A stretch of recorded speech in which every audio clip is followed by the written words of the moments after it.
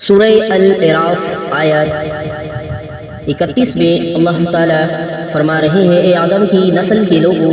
ہر نماز کے وقت خود آرائش کے ساتھ بن سور جایا کرو اور کھاؤ پیو مگر فضول خرچی نہ کرو، یقیناً خدا فضول خرچی کرنے والوں کو دوست نہیں رکھتا۔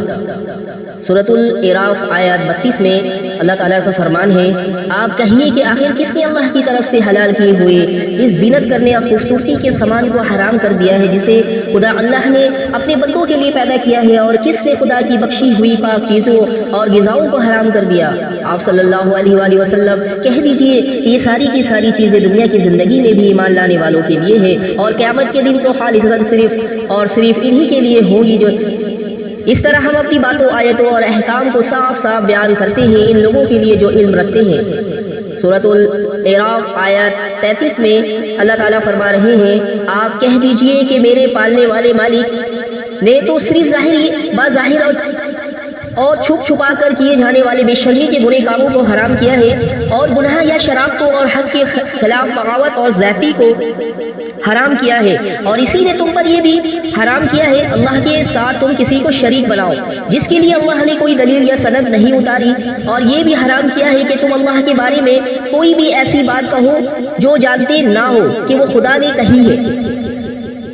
سورۃ الاعراف آیت 34 میں اللہ تعالیٰ ارشاد فرما رہے ہیں، اور ہر قوم کے لیے ایک مہلت، مدت یا عمر مقرر ہے، پھر جب کسی قوم کی اجل یعنی مدت عمر پوری ہونے کا وقت آ جاتا ہے، پھر نہ تو وہ ذرا سی دیر پیچھے رہ سکتے ہیں اور نہ ہی آگے بڑھ سکتے ہیں۔ سورۃ الاعراف آیت 35 میں اللہ تعالیٰ کا قول ہے، اے اولاد آدم، یہ بھی یاد رکھنا کہ اگر تمہارے پاس خود تم ہی لوگوں میں سے خدا کا پیغام لانے والے ایسے رسول آئے جو تمہارے سامنے میری باتیں بیان کرے، تو جو کوئی بھی ان کی نافرمانی سے بچتے ہوئے ان باتوں پر عمل کرے گا اور اپنی اصلاح بھی کر لے گا، اس کے لیے نہ کسی کا خوف ہوگا اور نہ ہی ان کو کوئی رنج ہوگا۔ سورۃ الاعراف آیت 36 میں اللہ تعالیٰ کا قول ہے، مگر جو لوگ ہماری باتوں، نشانیوں کو جھٹلائیں گے اور ان کے مقابلے میں سرکشی یا تکبر سے کام لیں گے تو یہی لوگ جہنمی ہوں گے اور وہ ہمیشہ ہمیشہ اس میں رہیں گے۔ سورۃ الاعراف آیت 37 میں اللہ تعالیٰ کا فرمان ہے، بس اس سے بڑا ظالم بھلا اور کون ہوگا جو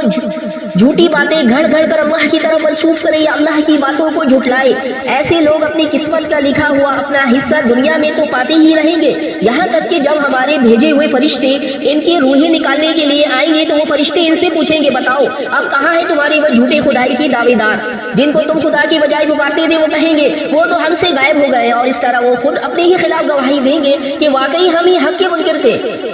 سورہ الاعراف آیت 38 میں